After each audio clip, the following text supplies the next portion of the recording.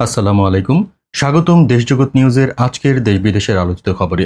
সাথে আছি আমি জাকারিয়া মুবিন। শুরুতেই জানিয়ে দিচ্ছি সংবাদ শিরোনাম। ভারত আমেরিকা বাণিজ্য যুদ্ধে নতুন ধাক্কা, ডাক পরিষেবা বন্ধের ঘোষণা। ইরানে নিরাপত্তা বাহিনীর গুলিতে ইসরায়েল সংশ্লিষ্ট 6 জনকে গুলি করে হত্যা। কিম জং উনের নতুন চমক, উত্তর কোরিয়ার ভয়ঙ্কর বিমান প্রতিরক্ষা ক্ষেপণাস্ত্র পরীক্ষা। ভারতে অনুপ্রবেশকালে বাংলাদেশি পুলিশ কর্মকর্তা আটক করল বিএসএফ। ডাকসুতে নতুন চমক, ঘোষণা হলো সম্মিলিত ছাত্র ঐক্য প্যানেল। এশিয়া কাপ শেষে বাংলাদেশ আফগানিস্তান সিরিজ, কেমন হবে লড়াই? এবারে শুনুন বিস্তারিত। ভারত আমেরিকা বাণিজ্য যুদ্ধে নতুন ধাক্কা, ডাক পরিষেবা বন্ধের ঘোষণা। ভারত আমেরিকা সম্পর্কে নতুন করে জমল উত্তেজনা। হঠাৎ করেই যুক্তরাষ্ট্রের সঙ্গে ডাক পরিষেবা স্থগিতের ঘোষণা দিল ভারতের ডাক বিভাগ।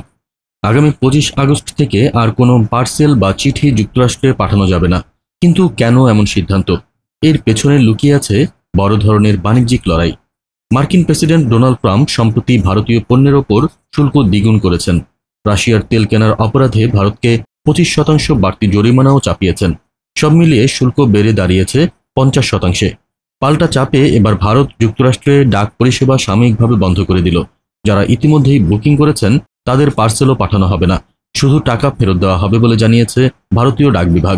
প্রশ্ন হচ্ছে, এটি কি কেবল অস্থায়ী সিদ্ধান্ত, নাকি ভারত আমেরিকা সম্পর্ক ভাঙনের শুরু? ইরানে নিরাপত্তা বাহিনীর গুলিতে ইসরায়েল সংশ্লিষ্ট 6 জন নিহত। মধ্যপ্রাচ্যে আবারও রক্ত ঝরল।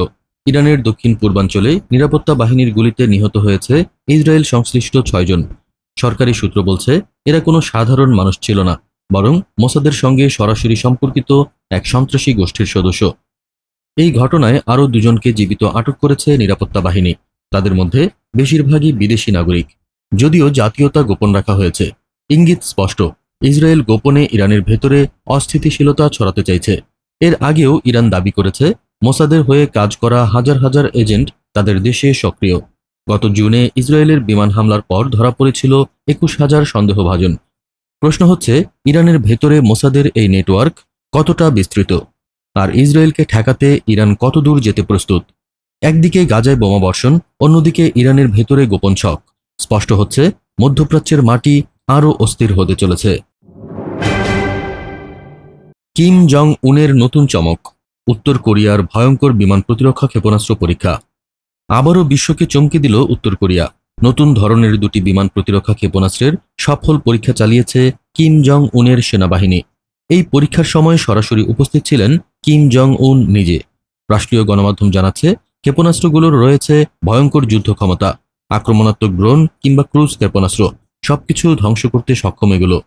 কোথায় এই পরীক্ষা হয়েছে সেটা গোপন রাখা হয়েছে, তবে ছবিতে দেখা গেছে আকাশে ছুটে গিয়ে সঠিক লক্ষ্যবস্তুতে আঘাত করছে ক্ষেপণাস্ত্র।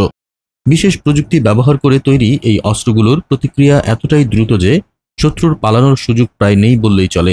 এমন সময়ে এই পরীক্ষা চালালো উত্তর কোরিয়া, যখন দক্ষিণ কোরিয়ার সীমান্তে সাম্প্রতিক উত্তেজনা চরমে পৌঁছেছে। কয়েকদিন আগেই সীমান্ত অতিক্রমের চেষ্টা করেছিল উত্তর কোরিয়ার সেনারা, আর তার পরপরই এই শক্তির প্রদর্শন। প্রশ্ন হচ্ছে, এটি কি কেবল প্রতিরক্ষার পরীক্ষা, নাকি বিশ্বের কাছে উত্তর কোরিয়ার যুদ্ধের প্রস্তুতির ঘোষণা? ভারতে অনুপ্রবেশকালে বাংলাদেশি পুলিশ কর্মকর্তা আটক করল বিএসএফ। ভারত বাংলাদেশ সীমান্তে নতুন নাটক। বিএসএফ দাবি করেছে, বাংলাদেশ পুলিশের এক ঊর্ধ্বতন কর্মকর্তা অনুপ্রবেশের চেষ্টা করতে গিয়ে আটক হয়েছেন।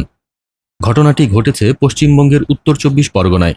শনিবার সন্ধ্যায় সীমান্তে টহলে থাকা বিএসএফ সদস্যরা এক ব্যক্তিকে সন্দেহজনকভাবে চলাফেরা করতে দেখে তাকে আটক করে। পরে তার পরিচয়পত্র উদ্ধার করে জানা যায়, তিনি বাংলাদেশ পুলিশেরই একজন কর্মকর্তা। আটক করার পর বিএসএফ ওই কর্মকর্তাকে পশ্চিমবঙ্গ পুলিশের হাতে তুলে দিয়েছে। তবে তদন্তের স্বার্থে এখনও নাম প্রকাশ করা হয়নি। ভারতীয় গণমাধ্যম বলছে, ঠিক সন্ধ্যা 6টা থেকে 7টার মধ্যে হাকিমপুর সীমান্ত ফাঁড়ির কাছে আটক করা হয় তাকে। ভারতের পক্ষ থেকে দাবি করা হচ্ছে, তার উদ্দেশ্য এখনও পরিষ্কার নয়। তিনি কি স্বাধীনভাবে প্রবেশ করেছিলেন, নাকি কোনো বড় নেটওয়ার্কের হয়ে কাজ করছিলেন, তা জানতেই চলছে জিজ্ঞাসাবাদ।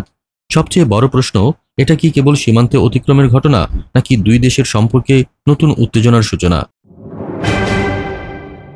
ডাকসুতে নতুন চমক, ঘোষণা হলো সম্মিলিত ছাত্র ঐক্য প্যানেল। ঢাকা বিশ্ববিদ্যালয়ে ফের জমে উঠছে ডাকসু নির্বাচন। এবার সামনে এসেছে একেবারে নতুন শক্তি, সম্মিলিত ছাত্র ঐক্য। কিন্তু এই প্যানেলে আছেন কারা, আর তাদের লক্ষ্যই বা কি? রোববার মধুর ক্যান্টিনে আয়োজিত সংবাদ সম্মেলনে 3 সদস্যের প্রাথমিক প্যানেল ঘোষণা করা হয়।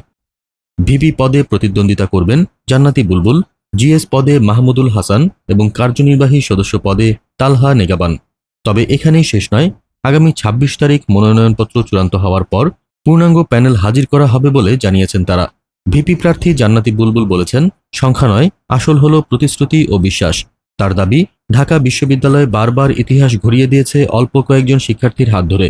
63 সালের স্বাধীনতার বীজ বপন থেকে শুরু করে 2024 সালের অভ্যুত্থান পর্যন্ত তাদের 7 দফা অঙ্গীকারে রয়েছে স্বায়ত্তশাসিত বিশ্ববিদ্যালয় গড়া, নিরাপদ ক্যাম্পাস, দলবাজি সন্ত্রাসমুক্ত পরিবেশ, স্বাস্থ্যকর আবাসন ও পুষ্টিকর খাবার নিশ্চিত করা, আর গবেষণায় কার্যকর বরাদ্দ আদায়। প্রশ্ন হচ্ছে, এই নতুন ঐক্য কি ডাকসুর রাজনীতিতে সত্যিকারের পরিবর্তন আনতে পারবে, নাকি এটি পুরনো ছকের আরেক ধাপ?